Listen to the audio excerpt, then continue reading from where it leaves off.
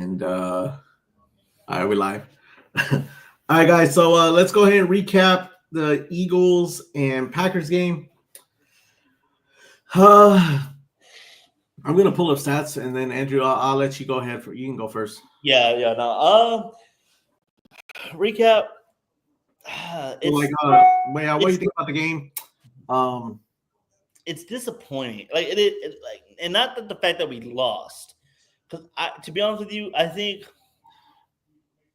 the national media, majority of fans that knew how we've been struggling on offense, kind of like we could win this game, but it's going to take a lot from us to win this game. The fact that it was more disappointing was that our defense played really, really well against this high-power Eagles offense, and our offense did nothing to help them. I get our offense has been struggling, but they did nothing to help them. Start off the game with a fumble off a kick return was crucial. I mean, you think about it. They get that turnover right there. They score 7 points off of that. I hate to do the whole cause and effect, butterfly effect thing, whatever, but if we don't turn the ball over there, say we go down, we score on our first drive, or even if we punt the ball, who knows if the Eagles go down and score on their first drive? But since they were so close, they go down and score a touchdown off the rip. Yeah. So I think that kind of set an early tone of how this game was going to be played. And then, of course, Jordan threw 3 interceptions. You had mentioned during the watch party, we had a turnover on downs, which is like another turnover. So they basically turned us over, 4 times? 5 times? 3 picks, and then the fumble. And then the turnover on downs, if you want to count that. So 5 times total, and we had 0 turnovers, too. Yeah, 5 wasted possessions right there. Yeah, so, I mean, the fact that your defense only gave up the 22 points is pretty amazing. Yeah. Yeah, it's just I don't know. I know a lot. I know in the chat during the watch party, a lot of people were saying bring Malik in. I was just on Twitter and Instagram. I saw a lot of people saying the Malik thing. I don't think that's the solution. I like Malik Willis. He's a great backup quarterback, but Jordan Love is your guy. He just has to play better. That's all it boils down to. He has to play better. So I'm gonna get into the game, but I want to dish out the question that I had. But I'm gonna dish it out, but y'all think about it, and then we'll come back to it because I want to get into the game myself. So my question is, Love signed a 4-year contract for $55 million a year. If his 4th year ended today, let's say his next 3 years average out to how he's been playing right now. Let's say his 4 years ended today. Would you re-sign him if you're the Green Bay Packers as your starting quarterback? Now, that's the question I had. Because after 4 years, if Love's play stays about the same after his 4-year contract, as a Green Bay Packer fan, would you re-sign Love as your franchise quarterback? So, I'm gonna let y'all dwell on that. But I want to get in the game. There's a couple of things that I didn't like. One, I judged both teams from the game in Brazil. I think by week 1, you should at least get better. I feel like from week 1 till today, I think the Eagles got better, but I think the Packers got worse. That is concerning. I hear a lot of people say, "Oh, the Packers are 1 year away." Well, some people were saying that last year too. I mean, you had people saying, "Well, they're 2 or 3 years away." Last year, and then you hear a lot of a year away this year. But here's the thing: if you're not getting better as long as the season goes on, I don't think this whole year away matters. Now that's one thing I didn't like. I didn't like that we didn't look as good as week 1. I think the Eagles got better as the season went on. I think the Packers got worse. Another thing I didn't like the fight in our team. I think besides Jacobs. Besides our defense, no one came to play offensively, man. No one came to play offensively, and that's concerning too. I mean, I will say this: the Eagles are a very good team, but everyone knows they're a good team. Everyone expected them to win. So in return, just at least go out there and show some fight. Because if you fight, I mean, you can still win, man. You can still win. And I had a lot of people already tell me that the Packers could have won this game, and I agree, we could have won this game, but a little bit of undisciplined errors, a lot of flags on the offensive line today. You're not going to win that way, man. You're not going to win. And like I realize whenever we play great teams, we make the mistakes and they don't. That's why they're a great team and we're not, because we make the mistakes. So it doesn't matter if you're a year away. If you're still making stupid mistakes like throwing down the back when the whistle's already been blown, holding penalties on back-to-back plays, whatever it was, I don't give a fuck if you're a year away or 5 years away. Like if you don't clean that up, you're not going to win a Super Bowl. It's that simple. So I do think we need to clean up a lot of that. However, I will say AJ Brown didn't have a good game. Devontae Smith had 55 yards. I think that's containable. Jalen Hurts, I think, threw for 100-something yards. That's you want to tell you what it is? Very 131, right? Something like that. 131, but he threw 2 touchdowns. Okay, but see, in my opinion, that's beatable. That is so beatable. But you want your Jordan Love stats. I'm getting to that. Okay. Now, Saquon had a good game, 25 for 119 yards. And we kind of did say it had to be the opposite for us to win. You had to stop Saquon and make Jalen a star. That was our best chance at winning. And for as bad as this game looked, and we feel like we were in the game, were we really ever in the game? I would say maybe when we cut it to a one-possession game, we were in the game, but that didn't last long. I think that lasted maybe like 5 minutes. But aside from that, man, it was very ugly on offense. I didn't like that LaFleur and Love. And I say Love, not just LaFleur, because Love changes the play call sometimes. So it's kind of hard to blame offensive play calling on LaFleur all the time. But like when you like another thing that's concerning is they don't make adjustments, Andrew. But like we've been saying that forever now. They don't make adjustments. They can't figure out the defense. And that's something that's over and over. I mean, I bet you if we listen to Matt LaFleur's press conference, he's gonna be like, "Oh, we just can't come out like that. You know, we gotta start out strong." It's the same thing over and over. But that's my take. I mean, like I said, at the end of the day, before the game started, on paper, the Eagles were better. I just need to see a little bit more fight, man. That's it. I gotta see a little bit more fight. Yeah, I agree. Now let's get into Jordan Love now. So Jordan Love, 20 for 33, 212 yards, 3 touchdowns. No. Oh, I'm sorry. I'm tripping. 3 interceptions, no touchdowns. Yeah. I'm a little shocked at the 3 touchdowns, but I think I'm even more shocked at the no touchdowns. Like I think I'm very shocked. Do you figure Love will figure it out to at least get 1 touchdown? Well, 1 touchdown, right? Yeah. That was not the case. And I mean, Love is getting paid more than Hurts, isn't he? I think so. Yeah. Yeah, and I mean that's unacceptable, dude. That's unacceptable. Especially that last pick, just chunking it up in the end zone. I mean, that's like Aaron Rodgers and Brett Favre on their last plays. Like, I don't like it, dude. I don't like it. Like, you're not even trying to win at that point, man. Like, I don't like it, dude. But to be honest, with all the injuries, it's probably best that the season ended. Well, I don't even know who we would put up against Detroit on that offensive line. That was another thing that kind of hurt us too. Like, I mean, again, Detroit, we can't make excuses because Detroit's pulling out all these people on defense to have somewhat of a winning team. Now I know the defense kind of struggled, but they're still winning ball games. So using the injury excuses is brutal, but you got to think about it. Elton Jenkins goes out early. We put in what's his name, Glover. Yeah, 3 plays in a row, or almost 3 plays in a row, basically holding calls. Then Josh Myers goes down late. Like it's for having the most healthy offensive line throughout the whole season, and then coming into this game and having people get injured like that kind of sucks. Yeah. So, okay. So I'm not going to bring up anyone yet. I am going to bring up people. Just give me a second. But let's talk about Love, because I'm looking at some of these comments. They say Love is the problem. He's grossly overrated.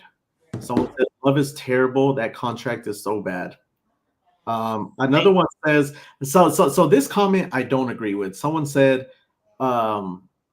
no receivers, can't blame y'all's quarterback. No one was saying that last year about our receivers. Everyone was saying these receivers are stacked. They have 5 receivers that can catch the ball. So I'm not jumping on board that we have no receivers. I don't believe in that. Someone else said Love is overrated. Welcome to quarterback hell. Another person said no problem with Love. Matt LaFleur isn't good. A-Rod made him look good, but hold on, what did it say?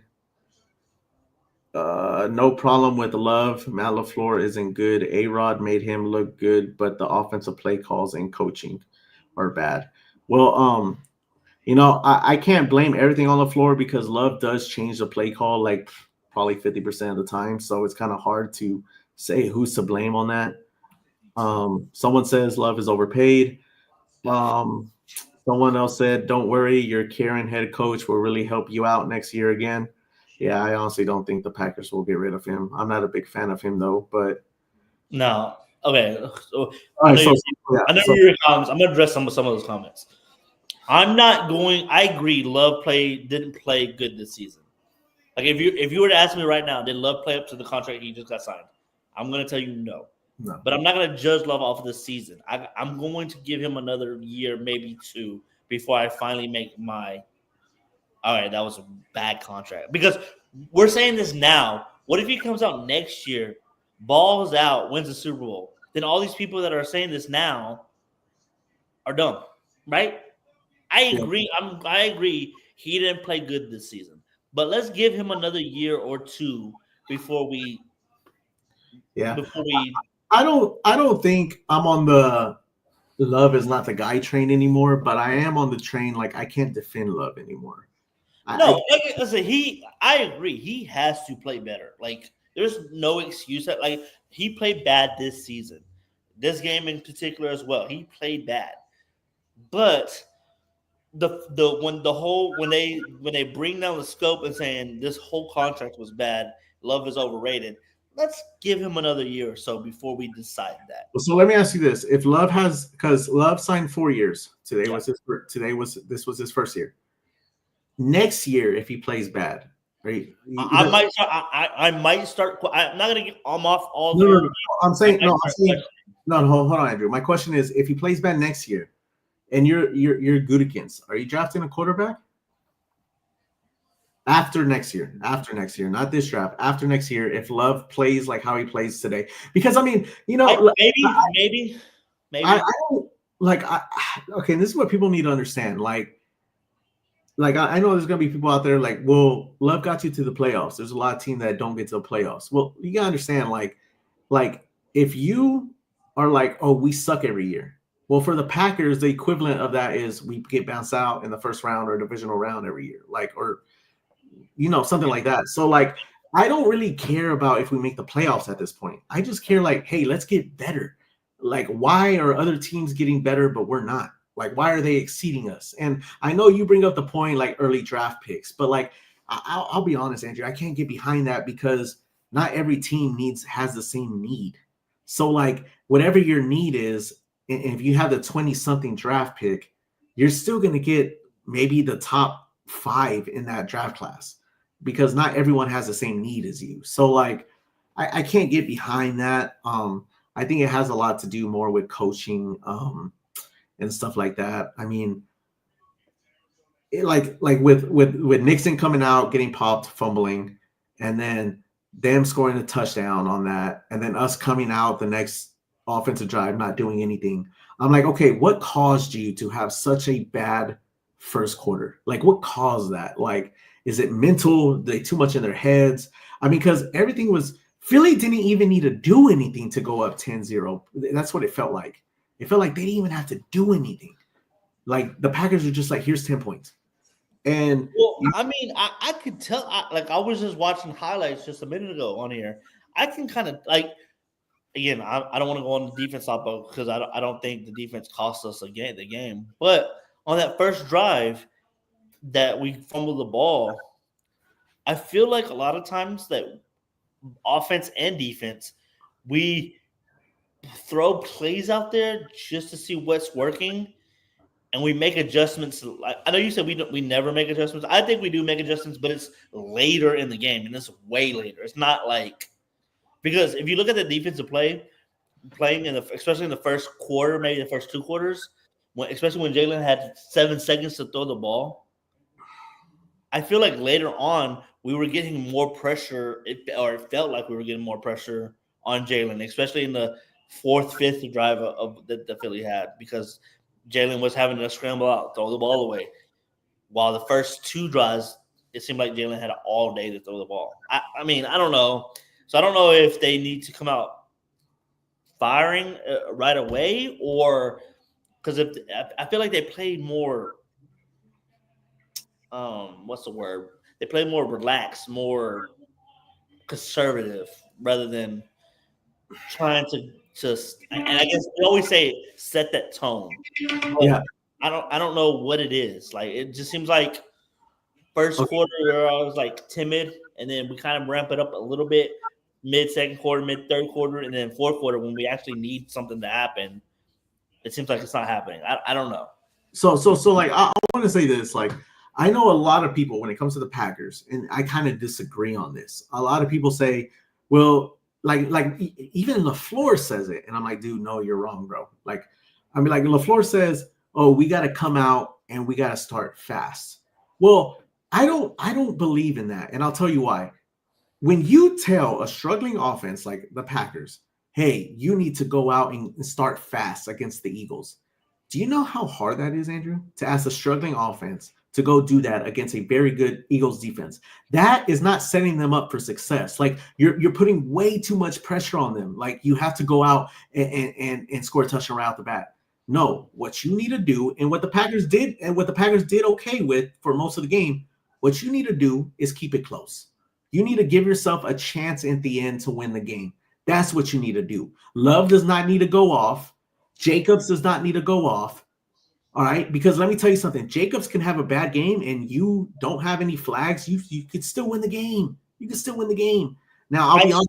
You're not going to win the game with Love throwing 3 picks. I'll be honest. You're not. I somewhat agree with that, but I think when we say start fast, we got to be able to move the ball, though. That's the issue. Is like a lot of times we get the ball and it's 3 and out off the jump. Our first 2 possessions, 3 and out, or a turnover. And that's where the discrepancy comes in. It's like, yeah, we might not score on our first 2-3 possessions, but can we at least sustain a drive, a 5 to 10 play drive before we give the ball back to the other team, rather than 3 and out or a turnover like that? I think that's where especially in my mind, let's start off fast. Let's come out and set a tone that way at least, because like I said today, like. We had the turnover on special teams. Okay, whatever. Our first possession, our first drive. What was it? It might have been 3 and out, but it was maybe the first. No, we didn't even get the first time. It was a 3 and out, and we punted. And then, I mean, your defense is going to get so tired. I mean, again, we talk about our defense needs to make a stop when it happens in the third and fourth quarter.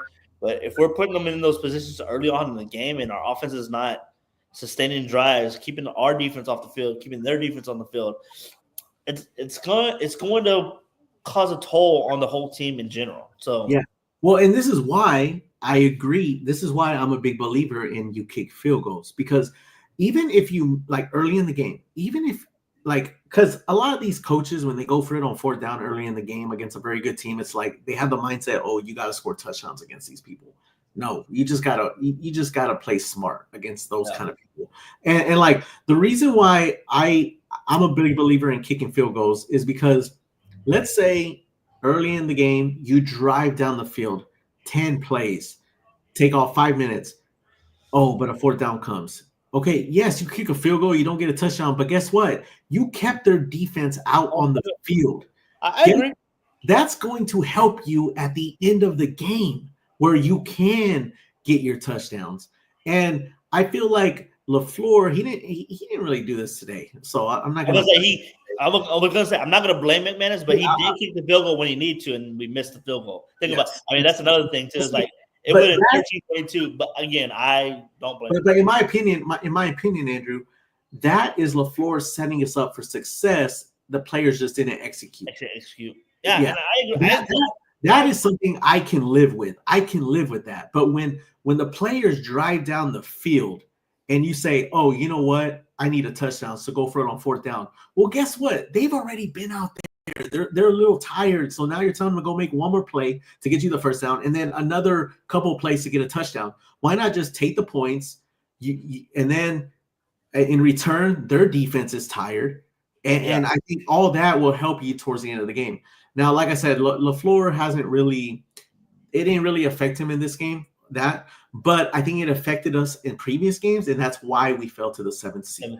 Okay, speaking of that, because you've mentioned in previous recaps and watch parties that you felt like LaFleur managed the game wrong. How do you feel like as far as not maybe play calling, don't take play calling aside, how do you think he managed this game as far as time, I guess, challenge? I mean, we didn't really have a challenge, but time, going for it on fourth down, because we did go for it on fourth down, and we got it, because me and you both said I wouldn't be mad either way if they kicked the field goal or go for it with the play call that they called.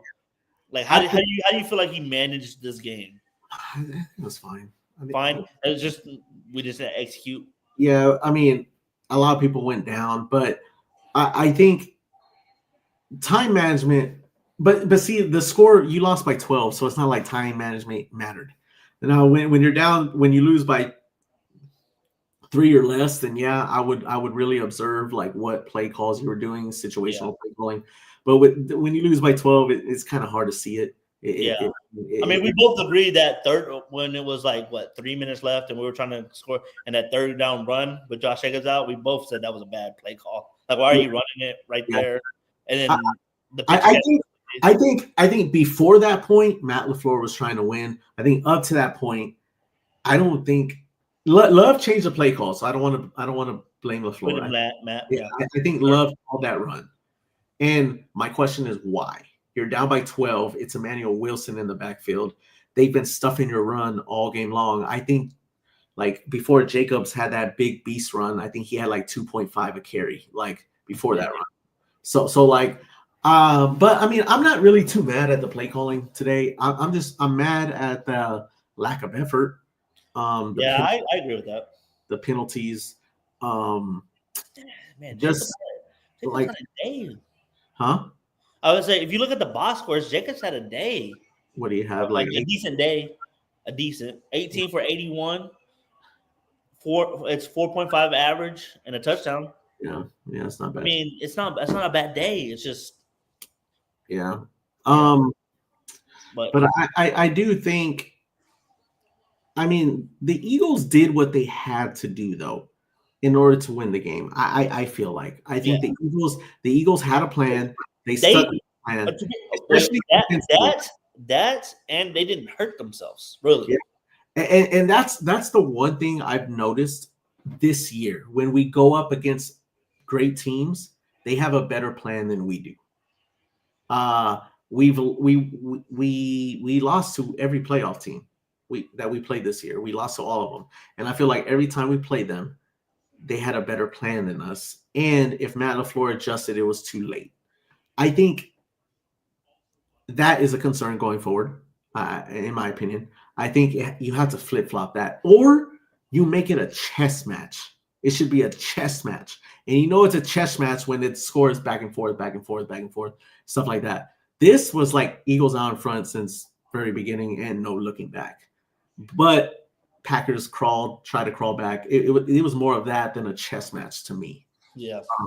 If anything, I thought the defense kept us in it and the offense had no idea what they were doing out there.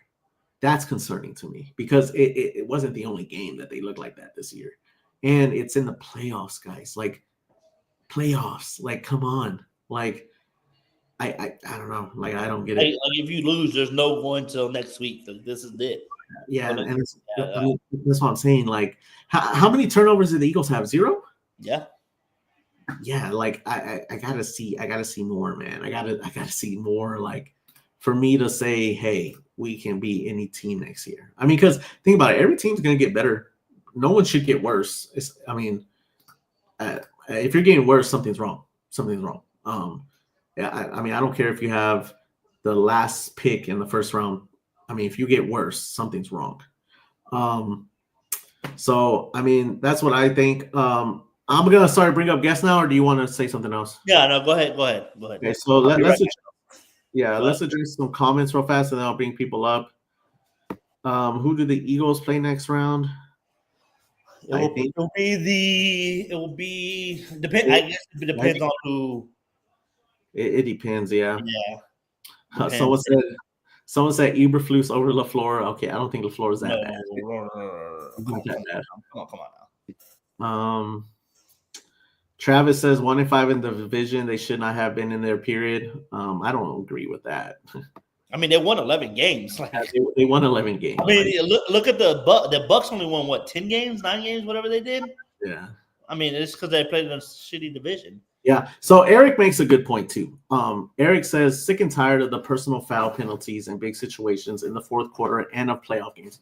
We saw that with Quay Walker when we played the Lions 2 years ago. So yeah, I agree. And I don't know. Who do you put the blame on that, Andrew? That's discipline. That's coaching. I agree with you because you want to blame the coach, or not blame them, but you want to hold them accountable. I agree. That's coaching. Like, I mean, yes, ultimately it's the players. Those are grown ass men on the field. They got to know situational football. Yeah. But because I said it live, and I got to go back because I said it live. I was like, if I was a coach, I'd be in that dude's ear. Like, what are you doing? They did show the replay where Matt was getting onto him. The defensive line coach was getting onto him. But like, that's got to be coaching. That's a culture thing. And you know, it's funny. This next comment, Doug says 4th and 3, receiver stepping out was ball game. I was like, honestly, when I saw that, I was like, we don't deserve to win. Yeah. I'm sorry. The Tennessee Titans convert that.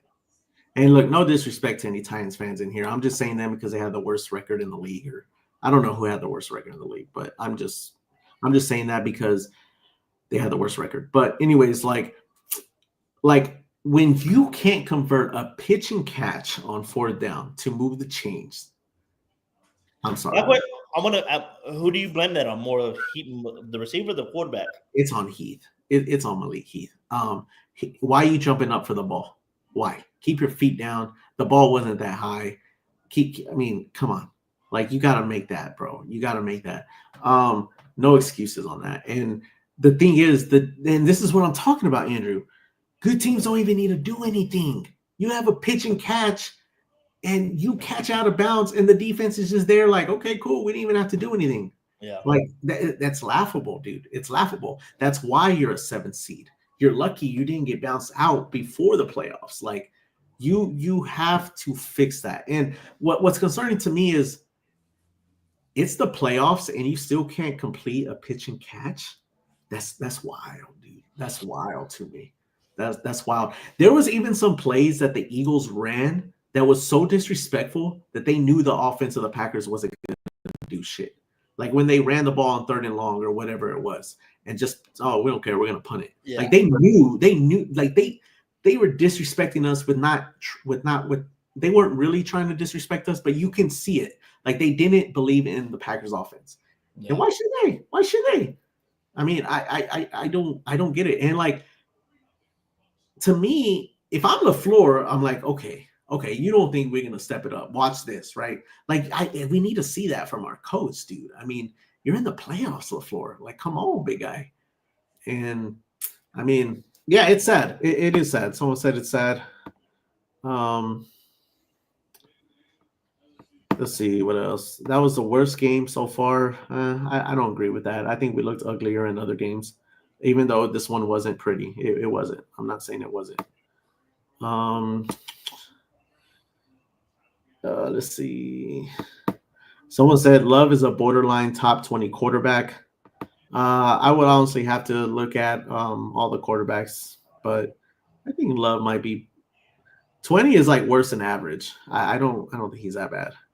overrated and overpaid. That might be a possibility. Andrew said, give it one more year. We'll see. Our defense kept us from a blowout. Yep.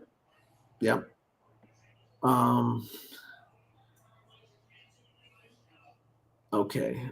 Jay, thank you for the follow. We're gonna bring up guests now. We'll bring up Wicks. I'll be right back.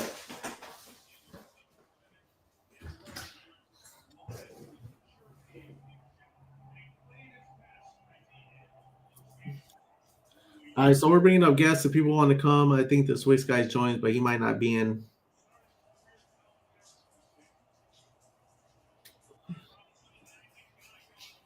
Yeah. So Bray, that is kind of tough. I mean, it's just like the Niners and Purdy. In my opinion, if the Niners were smart, they wouldn't pay Purdy. I think the Niners are in a tough spot. The Vikings are in a tough spot. The good thing about Sam Darnold, he's young. So, I mean, you could sign him. It's just you don't want to break the bank on him because, yeah, it is a one-year thing. And he's been in the league for a while now. And so you also got to consider all that. But I will say this. Coaching does matter. Like, if you look at Malik Willis with the Tennessee Titans, he didn't do shit. Comes to Green Bay, turns into a stud.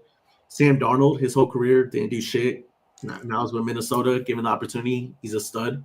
O'Connell is a very good coach over there in Minnesota. So I will say it depends on your coaching. I think if O'Connell goes up to the Vikings front office and says, hey, I believe in Sam Darnold, pay him, they will. But we'll see how that turns out.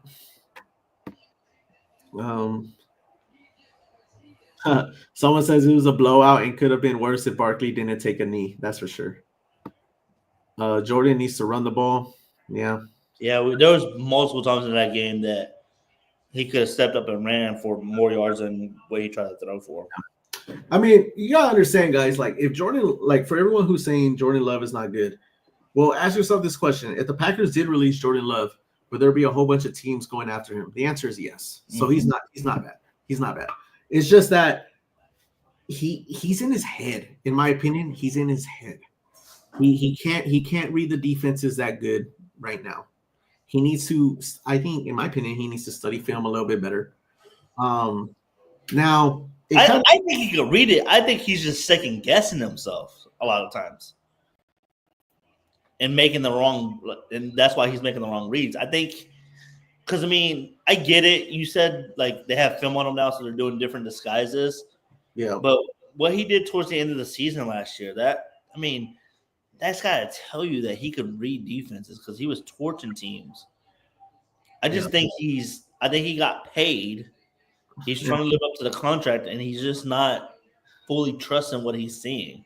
Yeah. So I do agree that he does need to get in the film room, but I also think he just needs to trust what he sees. Yeah. And I mean, honestly, Andrew, I was looking at because a lot of people compare him to Brett Favre. I was looking at a lot of Brett Favre's playoff losses. You know, a lot of them end in like sloppy picks, kind of like Jordan today. Sloppy picks. One pick was right to the linebacker. The other one was a little, I'm just going to throw it up in the end zone. Hopefully Milton can catch it in double coverage. I mean, you know, like that, I'm sorry. Like, now that I don't like. Now, let me ask you this. Because I also read yesterday, and this is for the chat too. I read yesterday, having 2 Hall of Fame quarterbacks and only 2 Super Bowls to prove it. It's tough. The question is that really a win? Or should the Packers focus more on creating a complete team instead of finding a franchise quarterback?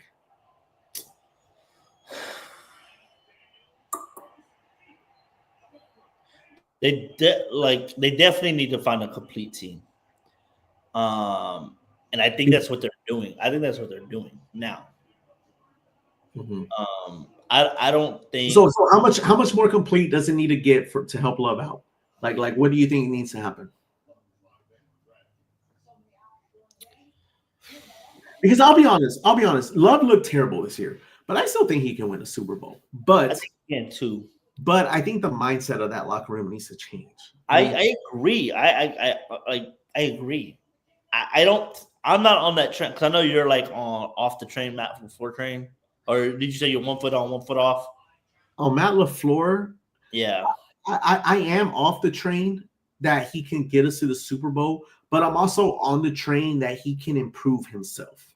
Yeah. I do think Matt can improve himself, but what I've seen from 2018 or 2019 till now, it's not really better coaching. It's kind of like the same Matt LaFleur over and over. That's why I'm off the train. I'm like, okay, he's not even getting better as a coach. Like, I think it's little mistakes here, little mistakes there. I mean, because a lot of people want to look at this game and say, Matt LaFleur didn't look too bad that game. And I would agree. He didn't look too bad this game. But he made a lot of mistakes in the regular season that caused the Packers to be a 7th seed. And I think that can't go unnoticed. Like, you had no business being a 7th seed. That's my thing. Like, you had to lose the last 2 games in order for Washington to even have a chance. So, like, the fact that you couldn't figure it out against a division rival, one that's a rebuild, and actually they were both supposed to be rebuilds this year, but Vikings shocked everyone.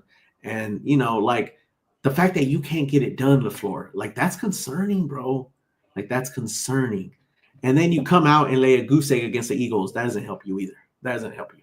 So, yeah, I am off the board because at the end of the day, I'm a Packers fan. I'm not a Matt LaFleur fan. I want a coach there that's going to take us to the Super Bowl. I personally do not think Matt LaFleur is that coach, but deep down, I hope he proves me wrong.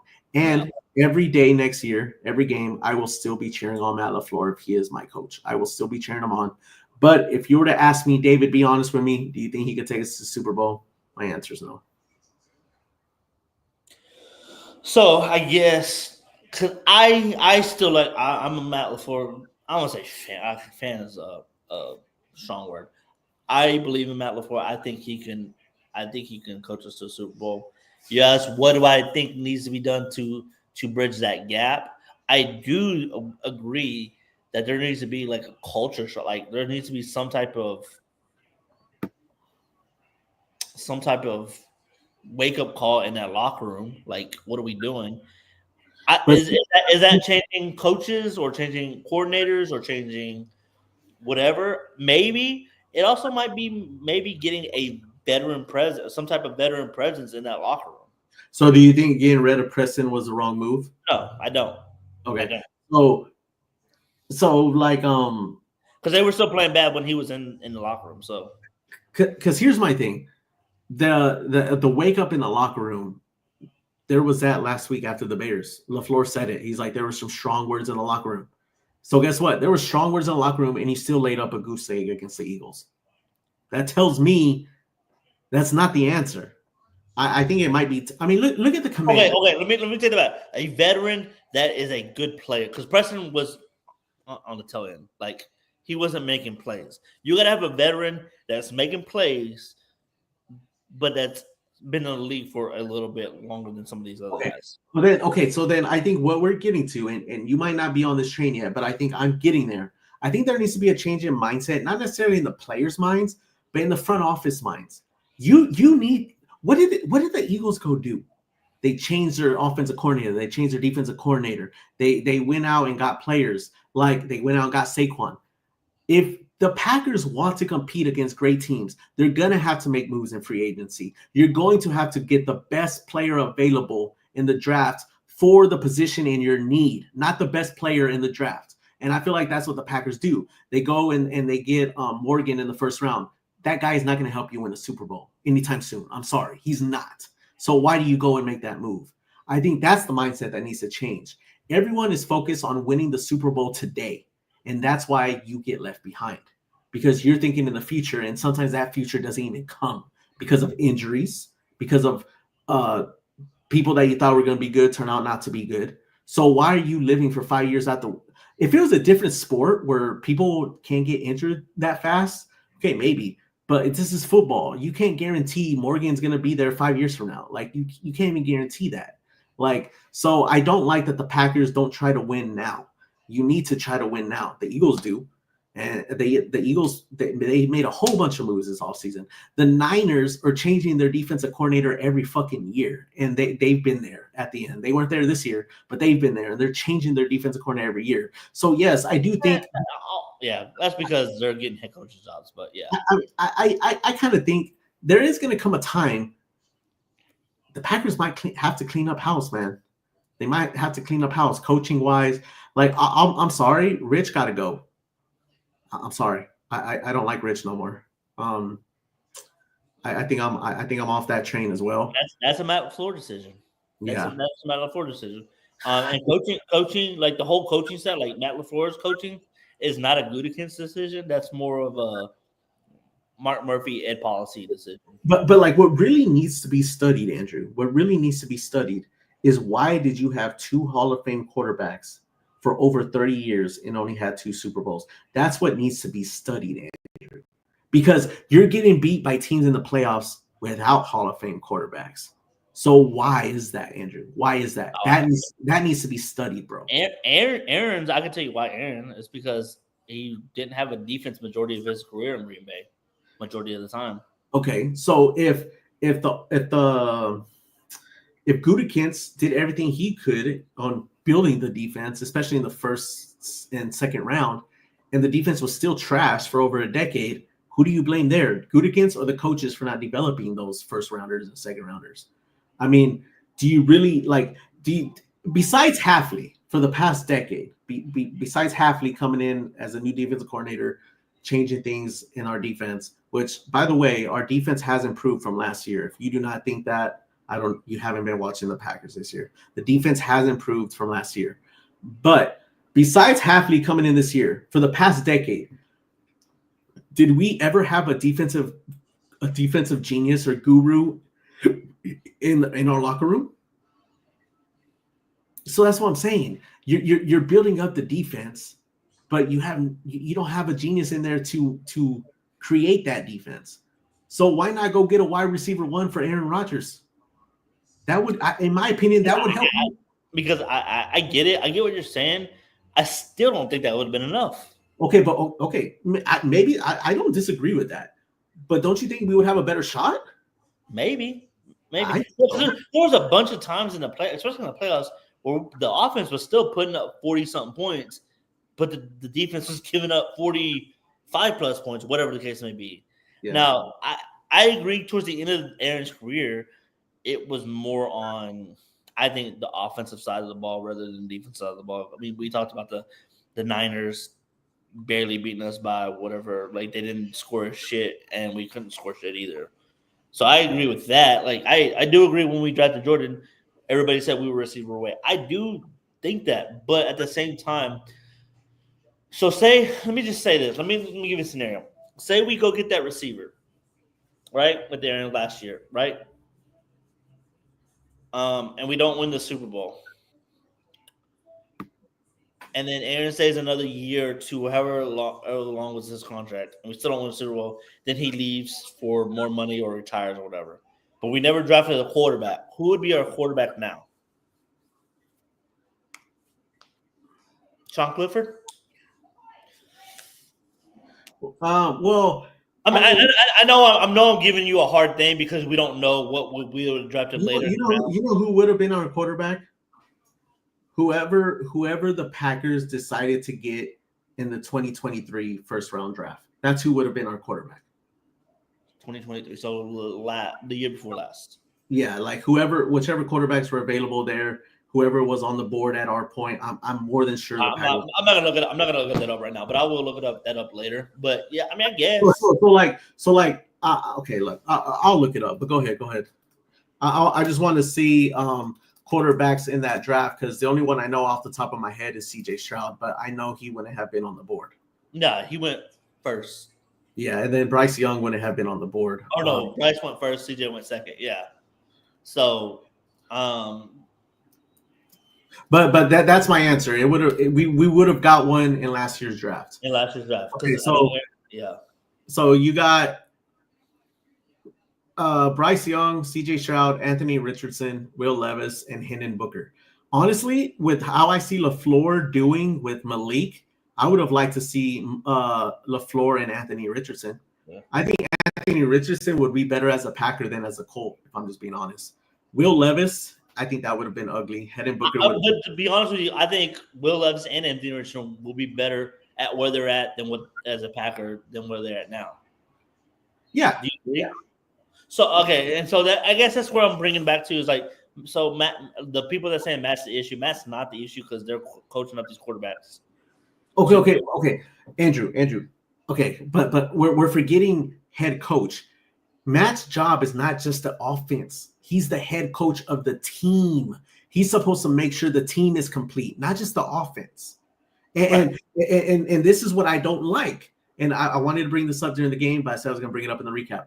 Last week when we played the Bears, and you remember when McManus went out and saved us with a 55-yard field goal at the end, even though like to take the lead? Yeah. The coaches had to run up to Matt LaFleur and says, he can make it. He can make it. As that got me mad. As a head coach, how do you not know that?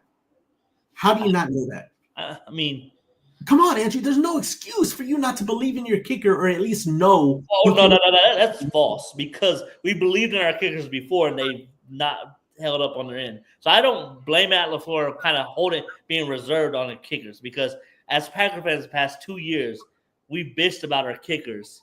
I get McManus is different and he's shown you, but I don't like the fact that Matt LaFleur was hesitant, especially in a cold game. Like, I don't know.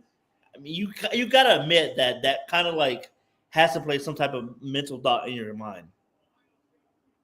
Andrew, when our fourth down play calling is horrendous as it is. I mean, I agree. I agree. I agree with all what you're about to say. I'm just saying that's got to be a thought in the back of your mind as well. But he's like another Malik. He's giving you no reason to not believe in him, except for today. But like besides that, he had given you zero reason to believe in him. But there's so many other instances where they should have made the kick and they didn't make the kick. So I get that. I'm gonna say traumatic. Well, let me ask you this. Because someone in the comments makes a good point. Why are you bringing in McManus if you don't think he can kick in the cold and you play in Green Bay? Why are you bringing in a kicker that you don't believe can kick in the cold? Because that's the kicker that's the best suitable. I mean, but that's what I'm saying. You got to trust him then. I mean, because like this is what I don't like about LaFleur. LaFleur, that time management in that game, and I don't want to get too much in that game. I'd rather get in today's game. But in that time management of that game, LaFleur's play calling was so horrendous to the point where he made it to the point where if we're gonna lose this game, it's gonna be the defense's fault, not my fault. I don't like that shit. I don't like that shit. You might be fooling everyone else, but I'm gonna come back and I'm gonna lay it on you. That's not the defense fault. Why the hell are you only taking off less than a minute on 3 play calls? Like, no, it goes on you, Matt. It goes on you. But like Matt said in his press conference, they came up to me and they told me he could make it. So I was like, okay, we'll go with him. And in my head, I'm like, dude, you the fucking coach. How do you not? I mean, why not just go up to McManus? What do you think, bro? What do you think? I mean, that's why you have coordinators. I mean, that is exactly why you have coordinators. I get it. LaFleur cannot be all over the field. Yeah. But in an important situation like that, I'm finding McManus myself, and I'm telling him, what do you think, bro? I mean, LaFleur goes up to Love. What do you think? On 4th down, what do you think? Yeah, because you got to think about it. There's so many people on that sideline. Love is typically right there, like by them. McManus might be off on the corner kicking extra or in the kicking thing, right? So, I mean, Matt LaFleur doesn't have time to go search for McManus. You know, it's not like they have walkie-talkies like, hey, McManus, come up here. So, I mean, that's why you got coordinators. That's why Rich Bisaccia and Hafley's in the headset and Adam Sinovich is in the headset. Like, hey, we should do this. Like, that's why you have your coordinators. So well, let me ask you in the chat this, because I'll be honest, I don't know the answer to this. So, are like Hafley and LaFleur? Because I don't know the answer to this, guys. I want to see if y'all do, because I don't. Like when the offense is out there struggling, right? Is Hafley and LaFleur able to talk to each other? I'm sure. They're all on the same frequency. Yeah, no, I know. Once the play clock hits a certain number, there can no longer be any talking. From what I think, but if like LaFleur is struggling on offense, I want to know like, hey Halfley, like what are they doing that I don't see? Like, is LaFleur able to do that? I'm sure. I don't see why not. Then I don't understand why it takes us forever to adjust if we can do that. I don't know if coaches are allowed to. I mean that's you can say that for all the teams, right? Every team that struggles on defense. But see, Andrew, I think good teams do adjust, though. I do. Like, I think they adjust, all the good teams. Like, I mean, I know you say we don't adjust or we do adjust. It's just late. I mean, we scored 10 points today. Where did we adjust? I don't see it. Besides, if it wasn't for Josh Jacobs' big run, and let me tell you something, that's not coaching. That was all Josh Jacobs on that run. That's no coaching. That's pure skill. You can't coach that. Okay, yeah, I agree. You're talking about offense. I'm talking about defenses too. Like you got to think about it. Defense, like yeah, we played good on defense, but they had Jalen Hurts standing in the pocket for 7 seconds a lot of times until late in the first quarter, early second quarter. Then Halfley started dialing up some other stuff. Yeah, we were getting pressure on it. So that's what I'm saying. That's where the adjustment comes in. I'm saying I think if we start off like on both sides, offense and defense, a little bit more non-reserve, non-conservative, it might be beneficial for us. You know what the Packers need to do this offseason? Hey, hold on, Travis. Yeah, you guys can talk. I gotta use the restroom, but yeah, go ahead, Travis. Yeah, go ahead, Travis. You know what Green Bay will need to do this offseason? What's that? Everybody needs to be accountable for what they did. Yeah. I mean, the accountability that kind of talks about what me and David have been talking about. Is like, is it the coaching staff that needs to hold these players accountable, or is it just players in general that need to hold themselves accountable? I need to look at myself because I'm doing terrible in my picks. I'm 0-4 today. You went 0-4 today? Yep. I need Washington to beat Tampa. I did not want the Vikings to play the Eagles in the second round. We're gonna get killed. Yeah, so I think we talked about it a little bit. Like, I don't want. There's a dirty team. What's that? The referees today in that game were awful. They were.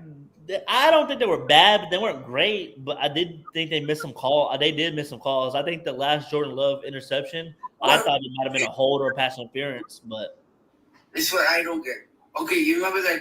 Why did Nixon drop the football? He sort of he was going to the end zone. He sort of let it go instead of going. What? Yeah. You know what I mean, David? What's up?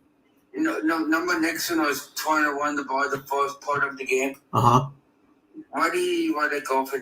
We had the ball. That doesn't make any sense to me. Why did he what? Why did he fumble the football the first part of the game? Well, he kind of got popped. Yeah, he got popped. I mean, it was a good play by the special teams of the Eagles. I mean, I think he recovered it. Like, I don't know why they gave it to the Eagles. I think we got screwed on that for sure. But I mean, again, hang on to the ball. The biggest stories for the Packers today is David. Help me if I'm wrong. What's up? It's Matt LaFleur. He's a what? Matt LaFleur needs to look at himself. Yeah, I agree. I think everybody does. Yeah, for the most part. I agree with that too. Yeah. Where was the offensive line today? Yeah. What was the question? Where was the offensive line today? They got hurt. Yeah, I mean a lot of that. But Zach Tom got worked a few times early in this game. What we've noticed, and that's one of our best offensive linemen. He got worked. And what was Brandon McManus doing today? He was not doing checks. Sorry, but my language. Yeah. Well, I mean, McManus came back and redeemed himself and hit the next one. So I mean, yes, it sucks because I think he only missed one in the regular season, and then he comes out and misses one. David, it was two. He missed two. Number he missed that 25-yard field goal against the Bears. In the last week? Yep. Oh, I don't remember that. I don't remember that either. I thought it was the one against the Lions. Dude, it was And how do we lose to the Bills? Bills suck. So excuse my language. Yeah, well, I mean, they did face Malik, so I mean, Yeah. and I mean they were playing for pride, and it didn't even look like the Packers wanted to win that game. If I'm being honest. You think the Vikings are going to win tomorrow? No, I think Rams. Let's go Rams. I feel sorry for the people in California right now. yeah, for sure, man. But all right, bro. I appreciate you for coming up, Travis. Oh, one more thing, David. What's up, man? What do you think? What's going to happen next week? Are we going to be on next week? Was TikTok being banned? Oh, yeah, I don't know. Well, we'll see. Take it one day at a time. Have a good night, you guys. All right, later, bro. Have a good one, man. Go. Yeah, but so there was something else I wanted to ask. Do you want me to answer your original question? That you Oh, yeah, go ahead and answer it. Because the question was, knowing what we know now, if Jordan Love's contract was like expired now, would I extend him? Yeah. Like if For the same amount of money that he's getting paid now? oh, he's not gonna accept less. And he'll be, I think he's 26 right now. He'll be 29 by the time his contract's over, about 29. Still young, but for a quarterback, it's still young. Like, if you're telling me I had to choose right now, Yeah, let's say, hey. probably not. Yeah, Probably not. But I'm going, like I said, talk to me next year because I think he's going to come out next year and ball out. And then this discussion's not going to even be valid. So, but if you're asking me to choose right now, probably. Like, if it's kind of like, all right, we got to re-sign Jordan. What are we going to do? Well, I'll re-sign him, but I'm not giving him for what, $55 million a year. Are you re-signing him to the point where he's your quarterback one? For the right price, yes. For the right price. But if it's for the same amount that he's getting paid now, like the $55 million or whatever he is, or more, probably not. But that's me right now. I think next year, but I'm that type of person that like talk to me next year, and then I will give you my for sure. Like, okay, yeah, no, this was a bad contract.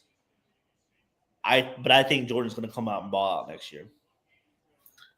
I'm still on the love. I'm on the love train still. I know he had a bad season, but I'm still on it.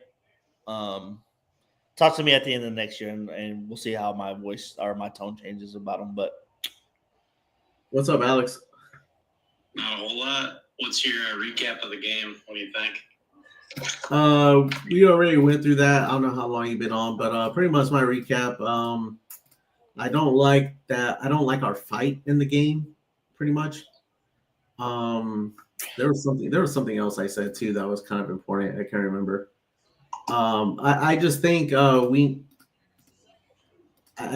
didn't look good for most of the game. I don't think we deserve to win the game. I think I agree with you. Philly didn't have to do much to win this game. Yeah, I think that's the most disappointing part. Philly didn't have to do much, man.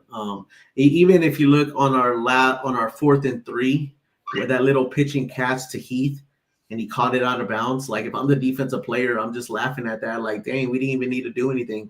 Like, they just stepped out of bounds. Like, I think, like, good teams don't do that, man. Like, I'm sorry. Like, a little pitching catch to convert on 4th down without any competitiveness from the defense, and you can't convert that. I'll be honest. That's when I said, yeah, we don't deserve to win this game. Like that's just sloppy as fuck. I agree. It's a lot of the Packers beating themselves. It's not necessarily the Eagles playing all that good, but yeah, just minor mistakes that add up to that. Yeah, I think being ourselves is the reason why we're the 7th seed, and I think today we got punished for being the 7th seed. I mean, I get it. You got to go on the road no matter what. But I'm sorry, playing at the Bucks and playing at the Rams is not playing at Philly. So, I mean, don't get me wrong. For the most part of this game, we were in it to the point where, like, hey, the Packers can win, but we were only going to win if we turn it on, and we never turned it on. So, it was offense. Offense didn't show up. Defense actually to be honest, I was pretty happy with that. I think 22 points that's not bad for 3 turnovers. I'd take that. Yeah, I would too. I would too. For sure, 100%. Yeah, for sure.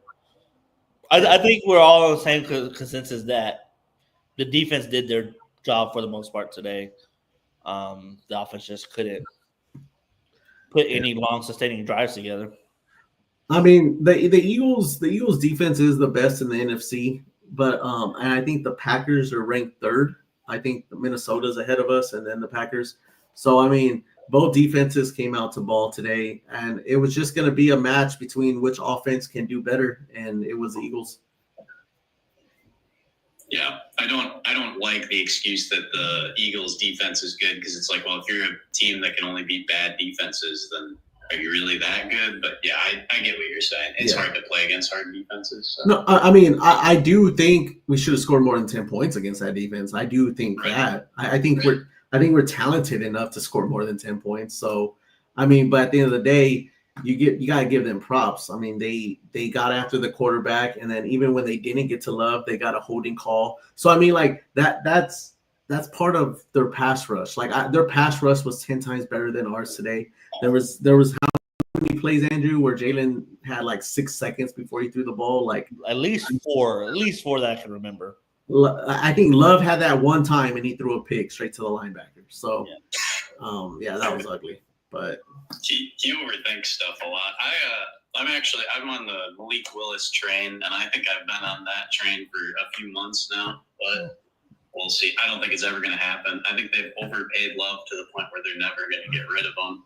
Yeah. Until his contract's over. Yeah, well, so I think we're stuck for 3 years. Yeah, it'll be 3 years. And honestly, Love got a little bit of breathing room with Malik not beating the Bears. And Malik would have beat the Bears. I think you would see more people on the Malik train. I agree. I think which kind of sucks too, because like honestly, like the offense wasn't great, but also like there's other stuff in that game that pretty out of his control too. So yeah. It's crazy to me to think Love barely beat the Bears earlier in the season. Like they were a blocked field goal away from losing to the Bears, and I think that would have also sparked some discussion of like, damn, you can't even beat the Bears. Yeah, for sure, man, for sure. What's up, Miko? What's up? Yeah, what's up, man? What do you want to say? Just like that game, it's just like the fumble really like just shot Jordan Love confidence. Obviously, I think that's why we lost. I think Jordan Love did play bad, but I don't think like it was all his fault. Like people are clowning him. Like Josh Jacobs also showed up, and we had 3 receivers injured. Like we had like people from our practice squad in at receiver, which I think is also part of it. So yeah, that's all I wanted to come back here and say. Yeah, well, I'll never jump on the injury train. I mean, it's a next man up league, and you got to have a good depth chart in order to compete in this league. Because if not, one person goes down, you are screwed. So, yeah. I mean, we talked about coming into the season. We said it during the watch party how the Packers had a very deep receiver room. So, it sucks that Romeo went out, Jaden Reed went out, and then we had Adam Christian. It sucks, but I think Bo and Malik Heath are more than capable to make plays. We just didn't make the plays. Yeah. Well, I think another thing we're overlooking with Love, his accuracy is terrible. I think people are overlooking that. I know a lot of people are clowning Love, but no one's clowning his accuracy. His accuracy is atrocious. I mean, what was he today? I don't think it was that bad today, but it might have been. I don't know. Was it 21 of 30 or 17 of 30? 20 of 33. I mean, I think they say for quarterbacks you want to be at least over 65%. I know for sure he wasn't over 65 last year. This year, I think the last time I checked this year, he was at 63%, but that was with a lot more football to play. So I don't know what he ended with. But, I mean, that got to get better too. Like, his accuracy is bad. A lot of his interceptions can either be pass breakups or just an incomplete pass if he makes a little bit better throw. I don't think any of his interceptions this game were not his fault. I think they were all his fault. And Yeah. I think he has to fix his accuracy more than anything. If he fixes his accuracy, he will shut up a lot of haters, in my opinion. The second one wasn't his fault. The second one was straight to a linebacker. No, the second one. Oh wait, the first one, the one where he threw it to Darius Slay, that was just a 1-on-1. Yeah, but you got to lead it. It wasn't his fault. It was a good play by Darius Slay. I agree. it was underthrown. You throw it a little bit either over Wicks or he underthrew it. He did underthrow it a little bit. It was a good play by Darius Slay though. Yeah, I mean it fell right in his hands though. Like that's what I'm saying. It was underthrown. It was good coverage, but it was underthrown and it fell And right. so that's a decision making thing. Yeah, I get it. It was 1-on-1, but it was 1-on-1 with probably their best corner against our third receiver. I mean, fourth receiver. I think it was Wicks. yeah. So if you go Christian, Romeo, Jaden, so our fourth receiver. So that's more decision making. But even if he leads Devontae or Wicks, not Devontae, if he leads Wicks, it's either incomplete or Wicks is catching it. But that one, I don't blame him as much. The one straight to the linebacker was bad, and then the last one he threw was bad. Yeah, Even though I thought it was PI, but that's neither here nor there. Yeah. But all right, Miko, appreciate you, bro. All right, see you. Yeah, but all right, Andrew, what else you got? It's the end of the season, so get End it of out. the season. Let me ask you this. I want to ask you this. How upset would you be if the Packers bust what the Cowboys did last year? We're not going to make any changes. We're not going to go out and get a free agent. We're not going to do anything at the trade deadline. We're just going to stick with what we got. What would you do? This season? We can't do anything, but would you be upset about it? Like if they say we're gonna keep everything the same, and we're gonna roll what we got for next year, no changes, no free agent, no trade deadline, just draft. Kind of like what the Cowboys did. I wouldn't be mad. No, I wouldn't be mad. I would want them to go get. I don't know who's going to be free agents this offseason. I don't have that in front of me. I wouldn't be mad. I think this team is talented enough to get to the Super Bowl. I just think they got to play better. They got to be better. That's what LaFleur always says, though. So how do you play better? How do you be better?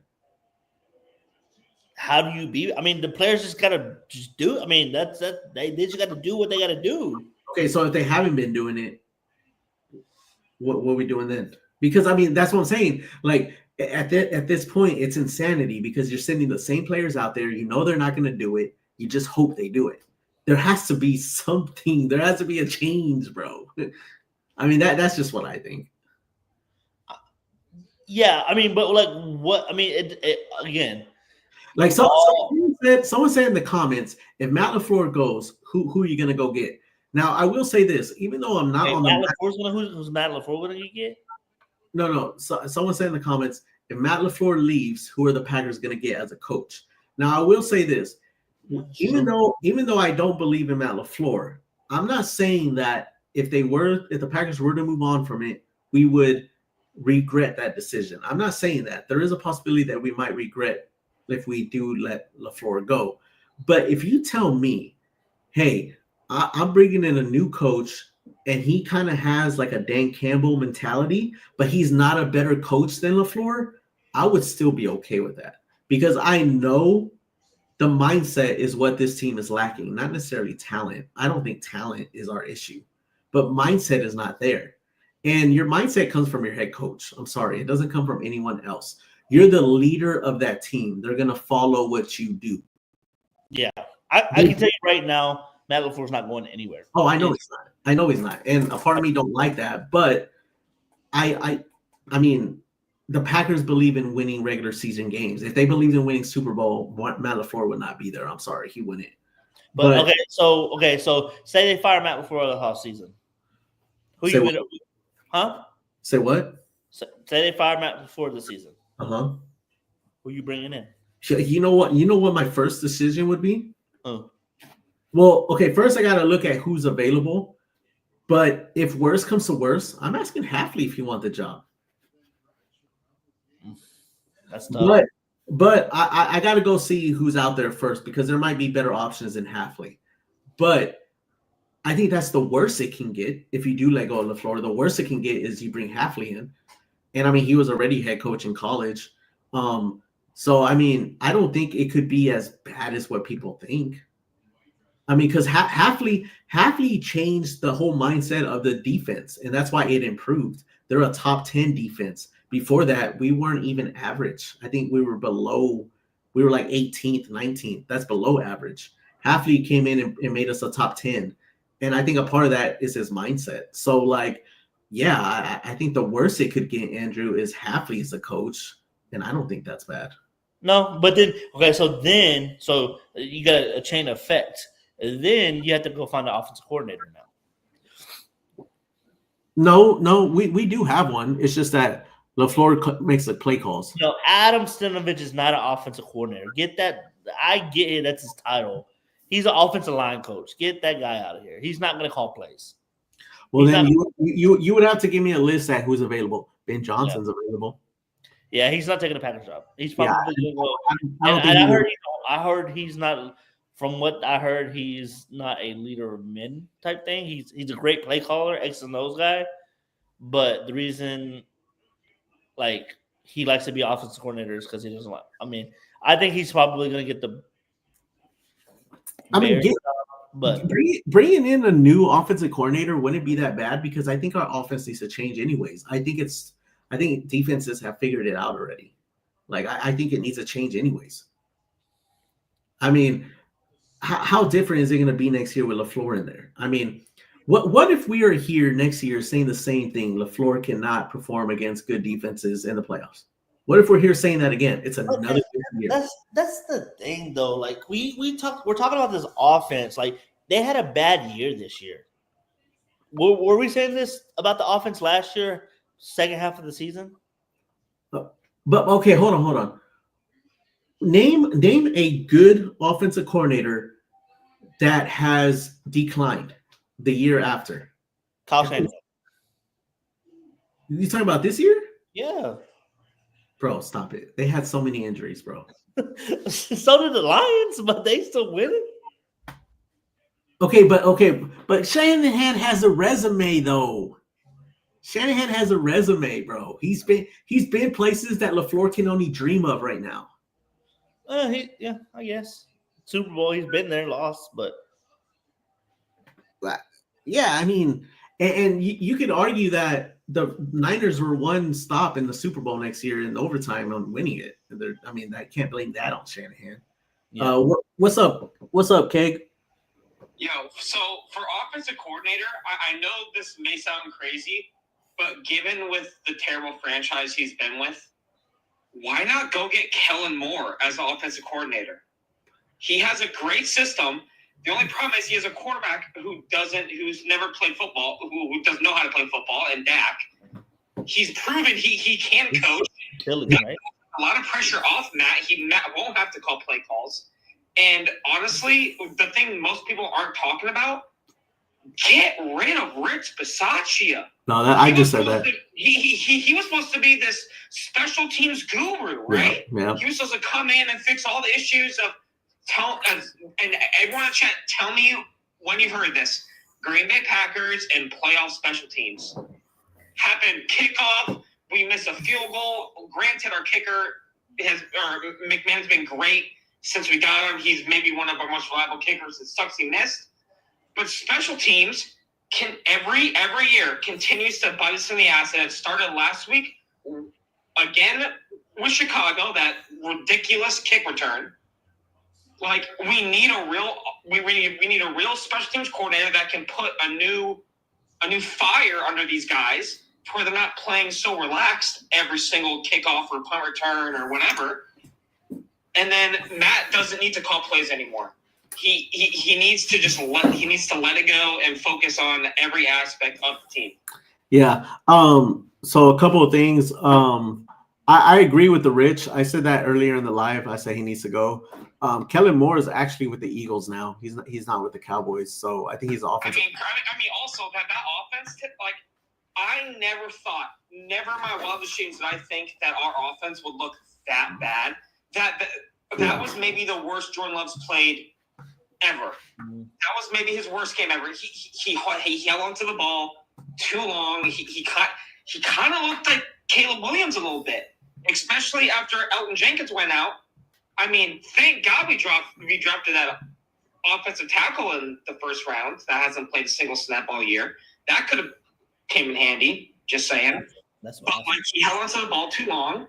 Offense looked terrible, but that defense against that the Eagles' offense should be completely embarrassed. To be completely honest, that was a pathetic performance. If they don't have Saquon, maybe they score one. Maybe they score that first touchdown when we fumbled, and that's probably it.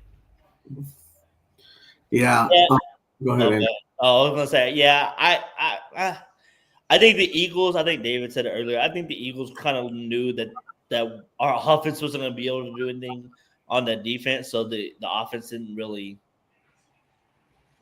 I'm gonna say you had to try because that's the wrong word, but didn't have to put up 30-something points. Of course, that's what they did. They didn't have to do that, so they were kind of playing more reserve ball almost, because like that one play where it was like 3rd and long, and they ran the ball, and then they were willing to basically punt the ball to us, knowing that our offense wouldn't be able to do anything to their defense.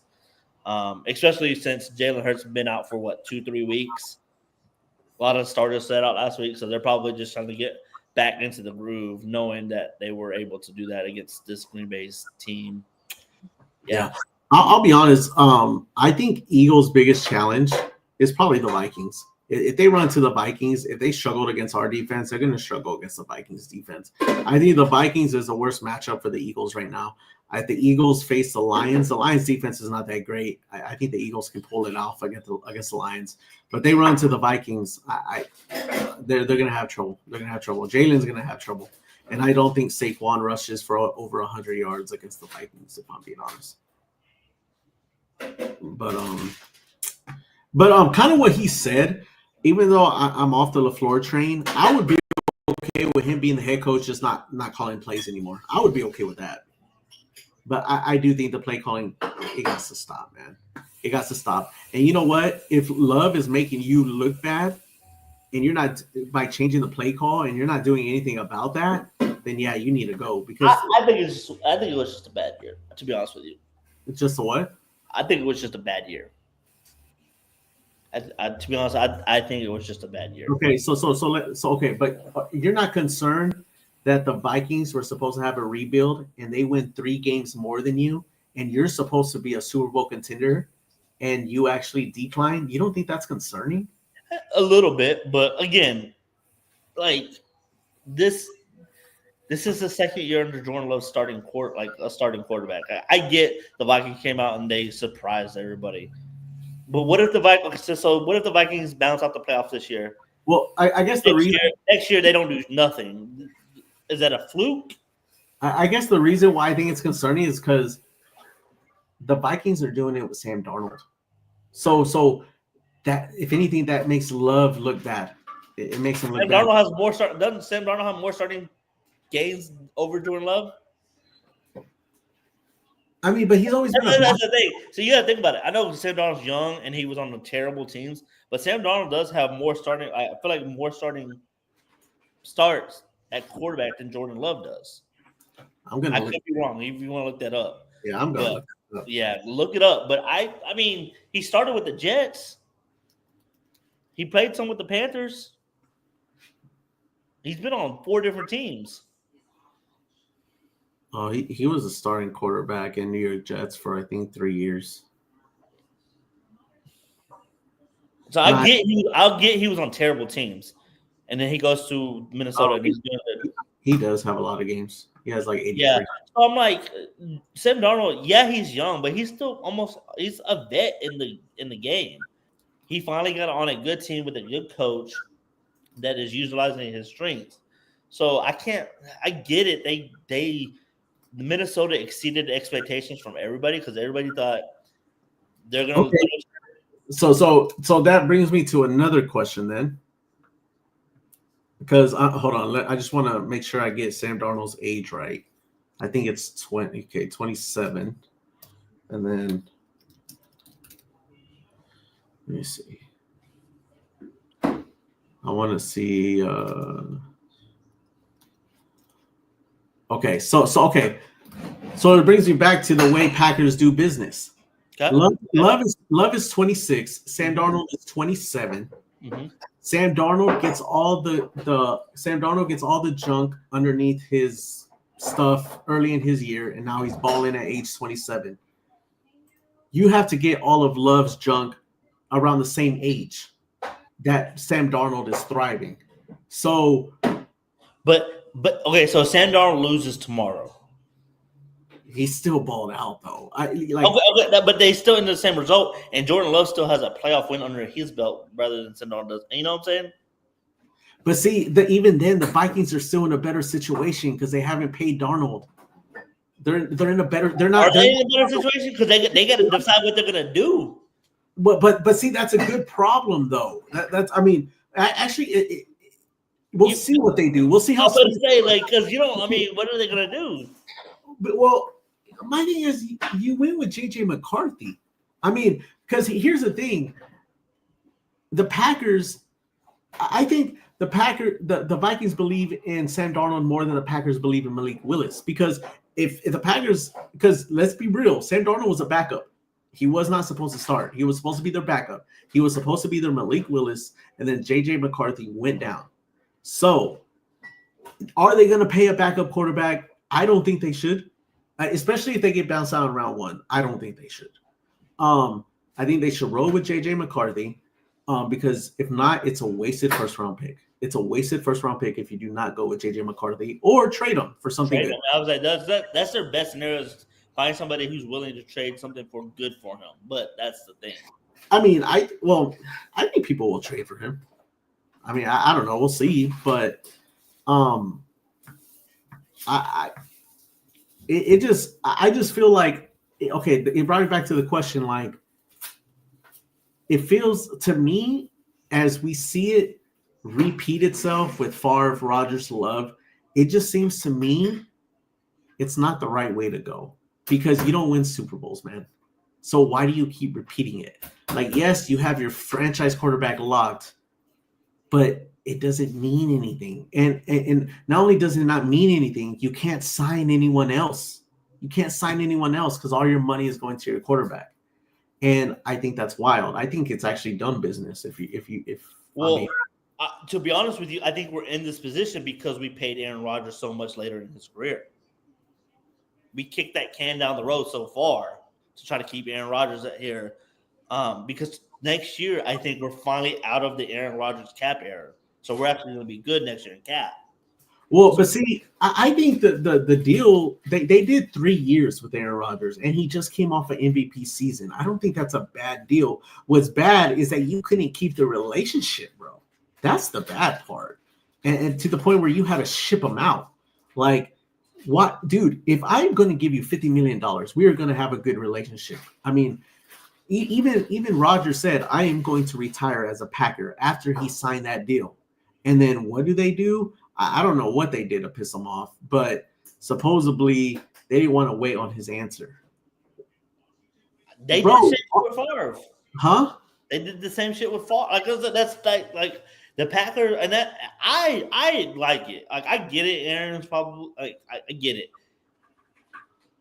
You are not gonna dictate what we do. Okay, so let me know what, because Brett Favre did the same shit. He like I'm retired, and then he's like, no, I'm gonna come back. Like, no, that's not how this works. Like, let's like that. I mean, if you do that, if you start giving yourself to players like that, you're not going to be a good franchise. And let's be honest, I get we're all looking for Super Bowls, but this is a good franchise. No, we are a good franchise, but there's good and there's great. I think the Packers, there's okay, before 1997, when was the last time we won a Super Bowl before that? What was it? In the 60s, 70s? Yeah. I actually think in the 70s we were terrible, I think. Yeah. Packers. It was because we won what? We won the 2 in the 60s. The first 2. Yeah, okay. So the last time we won a championship was in 67 then. Yeah. So after 67, Lombardi left. So you can honestly say that ever since Lombardi left, it kind of went downhill. And then we picked it up in 97. And then I'm guessing that's when they started the whole draft and bench. And the funny thing is the Packers are the only ones who do it. I mean, the you can't even say the Falcons do it because Penix has already started. He didn't sit 3 years. He already started. So, I mean, you can't really say that they do it also. We're the only ones that do it. And I want to see. Okay, so from let me type in most Super Bowls. It's Patriots. From 1997. 97. It's probably the Patriots. They have 7. Okay. Can we agree that Tom Brady had a hard work ethic, but he is not the most talented quarterback? Oh, for sure. Okay. I argue Aaron Rodgers is a better quarterback than Tom Brady, but and then we look at the Chiefs. Mahomes is not great, but he's kind of like Tom Brady. He can do enough to win you a Super Bowl. So that just tells me, Andrew, complete teams win Super Bowls, not having a franchise quarterback and paying him $55 a year. But Tom Brady always took less money. Mahomes took $30 million a year. Yeah, so those people took less money. You have people like Aaron Rodgers. Let's get into it. You have people like Aaron Rodgers that like, no, I'm worth this much money. So you're not gonna pay Aaron Rodgers though. If I do not believe he can win a Super Bowl, no, I'm not paying him. After all those MVP seasons, because you said we gave him an extension after those MVP seasons. Yes, but okay, I would not have paid him, and I'll tell you why. I've seen enough of him in the playoffs to know he was never going to win another Super Bowl. So no, I wouldn't have paid him. I wouldn't have. Now I do believe the 3-year $50 million was going to work out. I thought for both sides, I did think he was going to do the 3 years and then go off in the win and retire and possibly win a Super Bowl in those 3 years. But for some reason, they couldn't keep the relationship. But yes, if I'm the front office, I'll be like, this guy has not proven anything to me that I think he can get to another Super Bowl. So why am I going to give him $50 million a year? Yeah, I would have said. I would have said no. I would have said no. Especially if I know I have coaches on the defensive side who have not improved the defense, even though I'm giving them defense players. Why am I going to waste so much money on him? I might as well just clean house. I mean, yeah, I would have just cleaned house because then you bring in a rookie quarterback and you don't got to pay him nothing, and you see what he got. You see what he got. And we could be awful. We could be awful. Yeah, but then again, like, let's take the Patriots. Okay, because what it seems like the Packers are afraid of being bad. Oh, so we're just pay them so we don't ever have to suck. Like that's what it seems like. Like why? What? How is that going to win you a Super Bowl if you're scared? You wouldn't have good players. Aaron Rodgers was the best player at those times. Yes, but you're just focusing on one position. All you focus on is quarterback. Let's make sure we got our quarterback. Dude, it's a team game, bro. And what if he goes down? What are you going to do? You have no money to go get someone. I mean, okay, or it could be like the Patriots after Tom Brady left. Nothing. Well, but they have 7 Super Bowls. It's not like it wasn't worth anything. They got 7 Super Bowls out of that. It's not that's cool. Andrew, hold on, Andrew. You rather have in the past 30 years 2 Super Bowls with a Hall of Fame quarterbacks and still be decent than have what the Patriots had and then suck for a little while? No, that's not what I'm saying because the Packers went through that stretch. We were good back in the day, and then we got to the 70s and 80s and we're awful. Like if you talk to any Packer old heads from the 70s and 80s, the Packers were god awful until we got to the 90s. Like when Brett Favre came in, that's when we started turning the ship around, and the Packers were always in the hunt. I get it. Yes, I want the Super Bowls. Yes, you're right. I want the Super Bowls. Get me to the dance at least. If we're not even making a dance, what's the point? Get me to the dance. And that's what the Packers do. They get you to the dance at least. Now, has it been disappointing in the past decade and a half? Sure. Yes. But any given Sunday, get me to the dance. If my team's not even making the dance, then what are we even doing? I mean, I just feel like how many Super Bowls should we have since 2010? I think Since 2010, how many Super Bowls should we have? Since when? 2010. Since 2010, after we won the Super Bowl. Okay, that's one underneath Rodgers' belt. Yeah, I personally think Rodgers should have had at least 2 more. I agree. We should have beat Seattle. That was a debacle in the NFC Championship game where we couldn't catch an onside kick to make it to the Super Bowl. Yeah. And that's another discipline issue because the guy that was Mike McCarthy. So no, but my thing is that I forgot his name. I know the Packers cut him right after the game, but the guy that went up to get the onside kick, his job wasn't even to get the ball. His job was to block. That's why they blocked. I mean, that's why they cut him because he wasn't even doing his job. And it just goes back to the undisciplined stuff. And you can argue, and that's why, like, when people say, "Oh, we're young," like they're gonna become more disciplined. Dude, we were undisciplined back then too, and we weren't young. Like the discipline comes from coaching. I'm sorry, it does. It comes from coaching. I mean, just like Slayton, he threw the guy on the ground. You get him off the field. But the only reason why Matt LaFleur did that was because that did cost you the game. But what about stuff early in the game that's undisciplined? You pull them out, bro. You don't keep them in there. Like, I mean, I don't know. But hold on, we got some more guests. Then we'll cut this short because I mean, we'll talk for a little bit. Season's over, so it's gonna be the last live. What's up, Mark? Hey man, what's up, dude? How you doing? Good. Can you hear him, Andrew? Yeah. Yeah, I'm here. What's up? Man? What's up? No, what's up? Yeah, hey man, you guys at least made it to the playoffs. Hell, just like what we did, we weren't even expected to. Denver Broncos. Oh yeah. I was rooting for you guys actually. Well, I appreciate it. Hell, I was Philadelphia and Green Bay, man. How you feel about Jordan Love, dude? I think I still believe in the guy, but I'll say, like, if people are calling him overrated, I gotta say that comment is fair. But I still believe in him. I do think he needs to, if he wants to become better, he needs to work on his accuracy more than anything.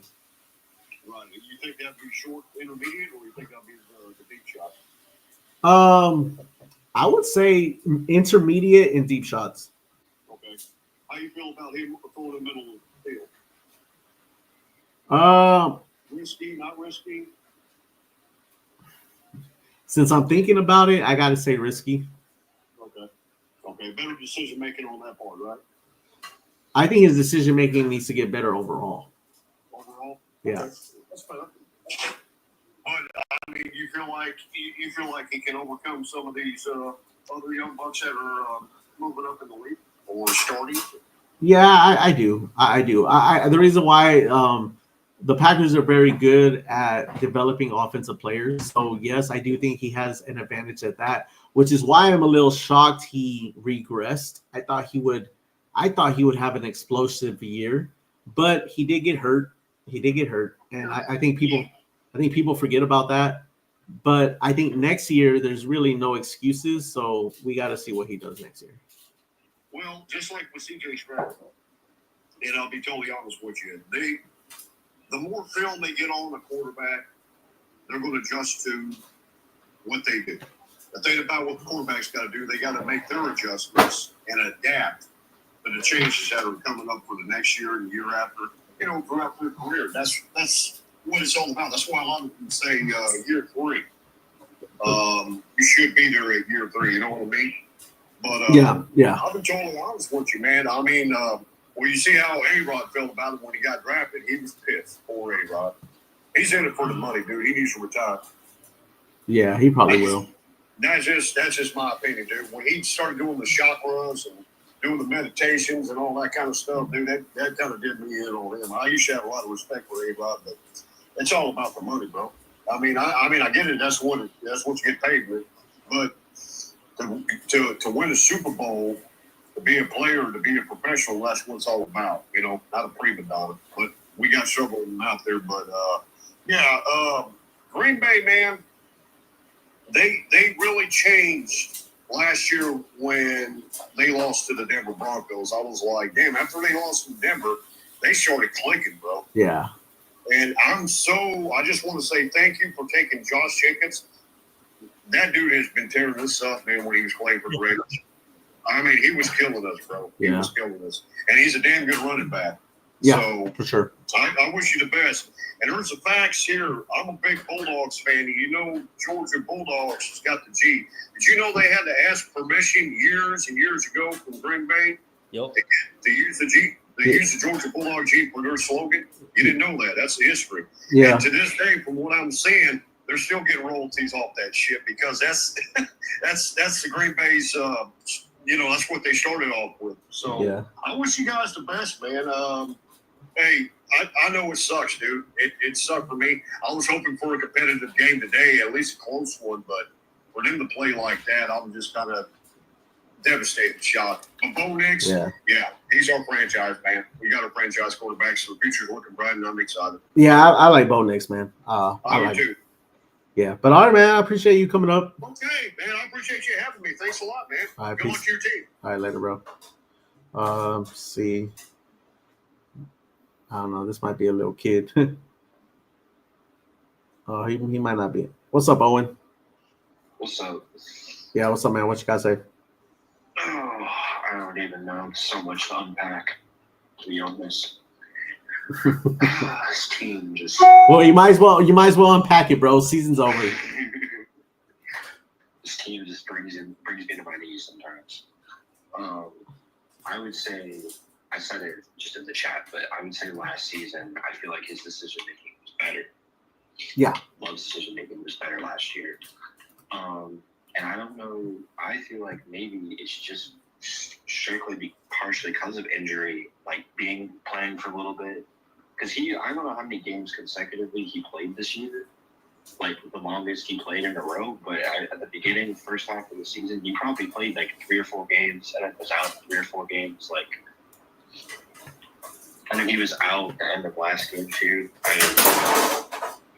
I don't know how much that affects decision making, but I just feel like maybe just having to shake that rust off just didn't help him. Yeah. I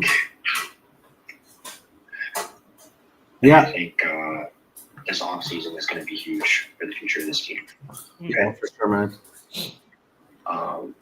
You guys were talking about it a couple guys ago, but it's the first time we have more than probably like $20 million in cap space in probably the last like 5 years.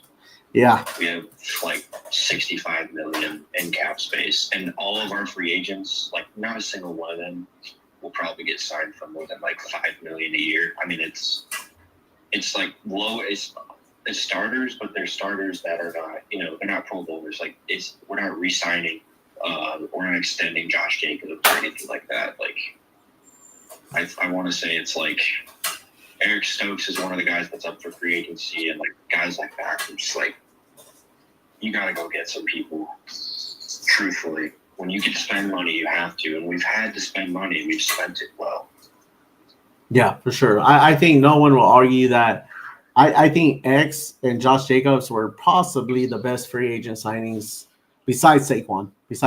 They were probably the best. They're the best free agent signings. Yeah, in for sure. Team history since Charles Woodson.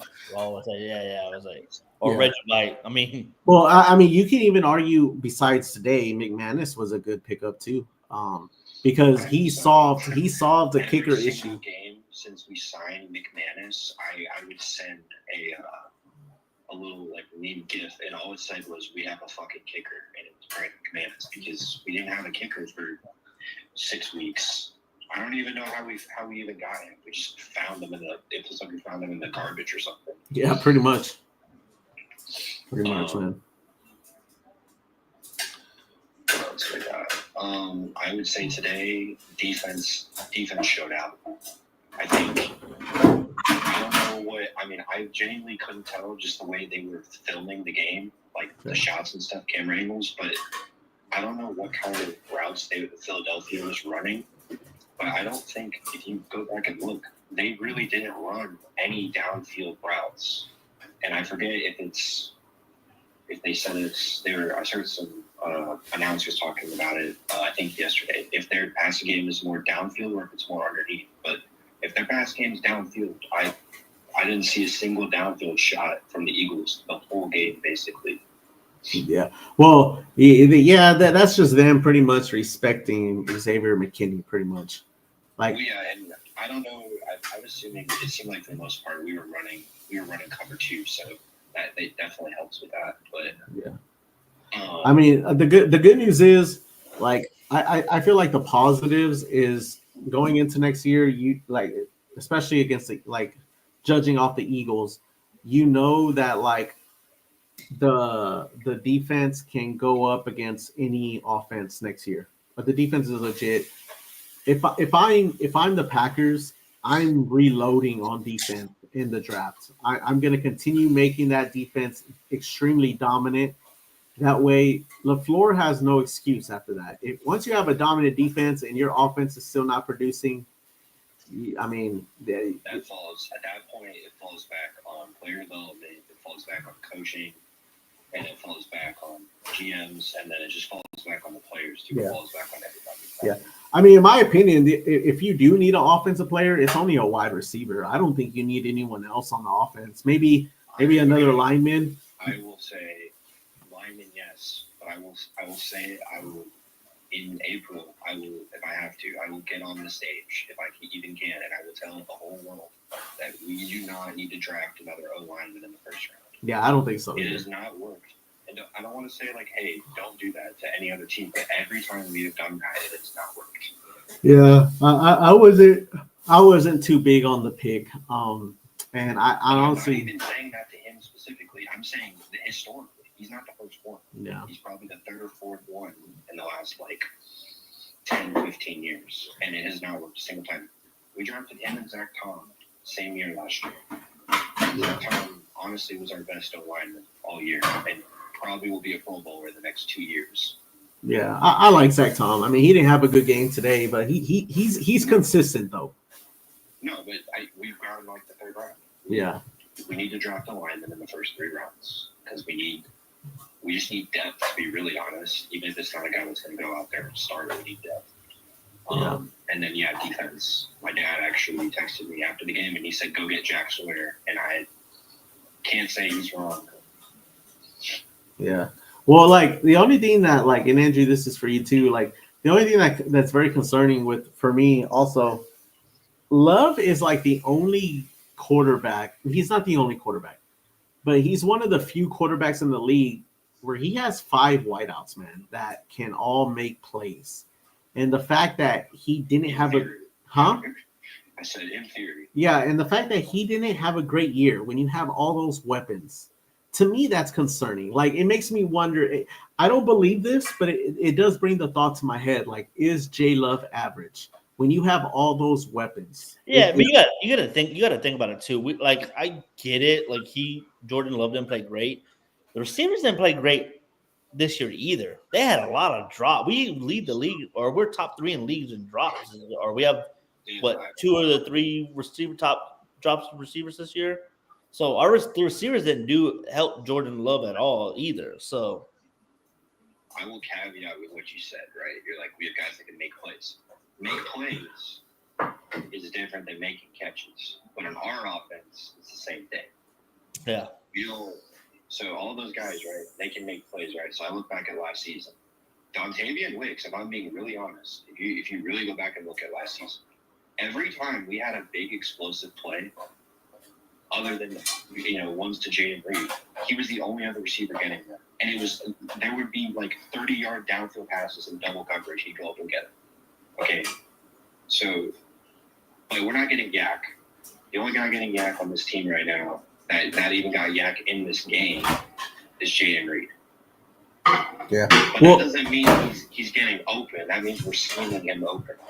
So Yeah. other than Watson, just with speed alone, basically, I haven't seen a lot throughout the season. Yeah. Where these guys are getting their own separation. Yeah, and this Now, is this is why I think, because I'll be honest, if you ask me what should we do in the draft, I would say either defensive lineman, interior defensive lineman, stop that rush even more. Because when you stop rushes, you can beat teams with like a Jalen Hurts at a quarterback. Like if you could just stop Saquon and make Jalen beat you, we probably win this game, if I'm being honest. So that's why really honest, if they realize that fumble was recovered by Keyshawn Nixon, we win this game. Yeah, I mean, but like that's what I'm saying. Like, get more dominant at stopping the run.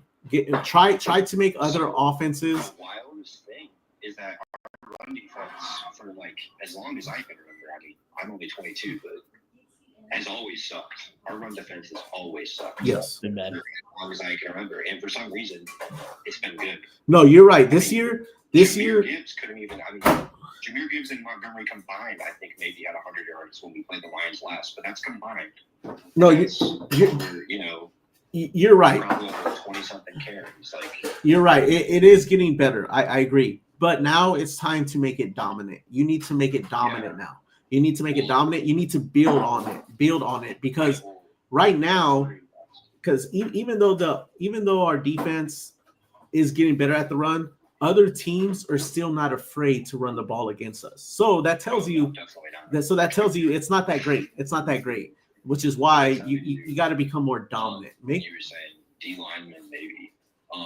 There's two spots we need to address, whether it's draft or free agency. I would prefer both, to be really honest. We need to get somebody next to Adrian Cooper. I don't see why you don't go out and get another one just for depth. It doesn't have to be in the first round, but that was a guy I was begging for us to pick. I have guys every year I'm begging for us to pick, and we don't pick them. Like I can name the list of guys I wanted us to pick that we've actually drafted on one hand. Uh-huh. Okay, Devontae Wyatt, Adrian Cooper, Christian Watson. That's it. Yeah. That's all I got. But And 2 out of the 3 have worked out pretty well, I would say. yeah. Despite the injuries, is still our most explosive receiver besides Reed. Yeah, I think we just need to make the defense more dominant. I think the defense is getting better. The defense was not the issue today, but I think the defense needs to be more dominant because if you're dealing with a struggling offense right now, like the Packers, if we're really struggling, I'm sorry guys, bringing in another receiver is not going to help. It's not going to help. At least it's not going to help what you think it's going to help. Will we get better? Sure, but it's not the issue. Like if you need a dominant defense, and I think our defense is maybe one step away from being dominant. I think we still need to go get a couple more pieces. We need some cornerbacks that can stay healthy, and but I will say this: if the Packers front office, if they think we don't have weapons at wide receiver, because there are some people that do, there's some people that don't. There's some people that say, man, all these 5 wide receivers, they can make a play at any moment. And then you got other people saying, well, none of the Packers receivers aren't good. They're overrated. They can't get open. So my thing is, if you truly believe that the Packers wide receivers are not weapons, then that is the only time I would be okay with the Packers going out and getting a receiver in the first round. If you honestly think we do not have weapons, then yes, we need to go get a receiver. However, if you think they just had an off year and they are weapons, then I think you go and build that defense even more. So here's what I would say. And I was saying it in the chat. The formula, and you guys were talking about it, the Packers formula over my entire life, plus we'll go another 10 years, it's not working anymore.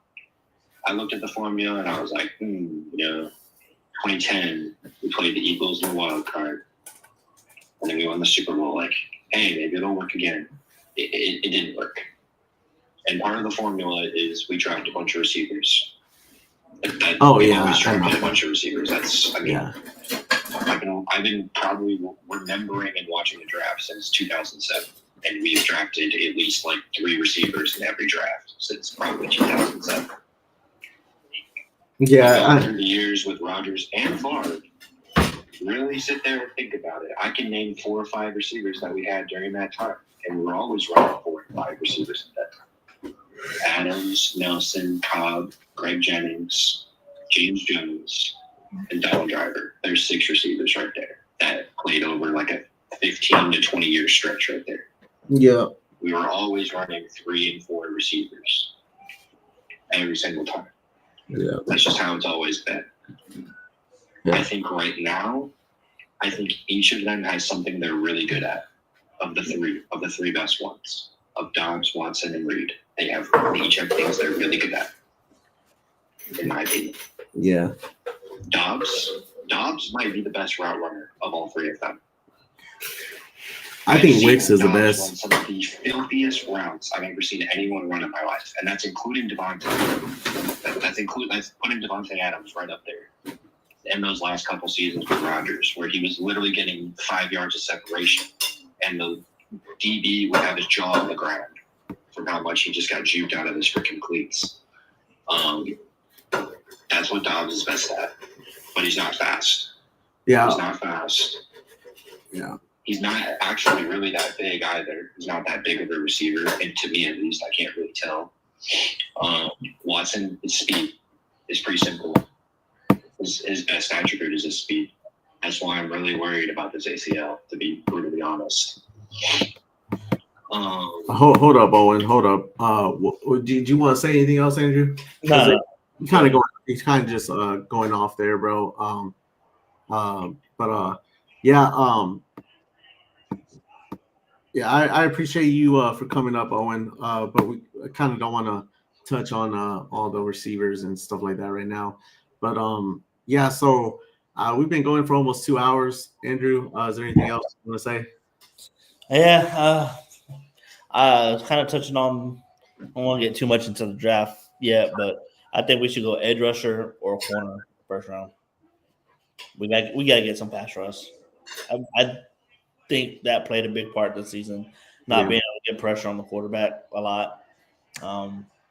I think you saw some plays this year where, like even today against the Eagles, you saw some covered sacks today. So I would build the rush first before the secondary.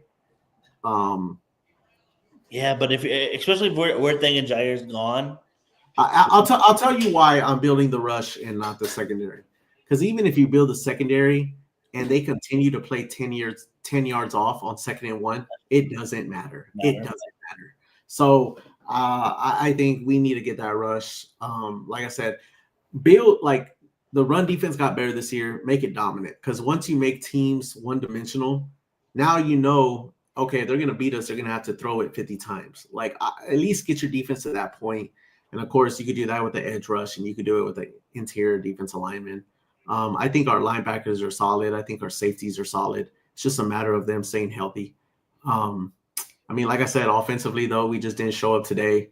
And, you know, as much as we think, oh, we need defensive linemen, we need a secondary, today's game makes you think we don't need any of them. Maybe a rusher because, I mean, yeah, Jalen did have a lot of time to throw. But, I mean, I'm very interested. The Packers always surprise me with their first-round draft pick, so we'll see.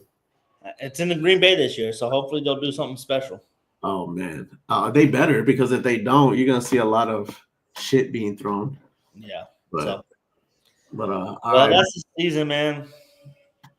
All right, man. Yeah, and hopefully these receivers that got hurt, hopefully they get better because, man, a lot of Packers went down today, and it wasn't happy. But is that other game on yet? Oh, The yeah. Washington Commanders game? Yeah, it's halftime. It's the third quarter already. Okay, I'm going to turn that on. But, all right, guys, it was a good season. It's always go, Pack, go. And that's all I got, man. You good, Andrew? Yep. All right, guys, appreciate y'all. Till next year for the Packers Live, at least.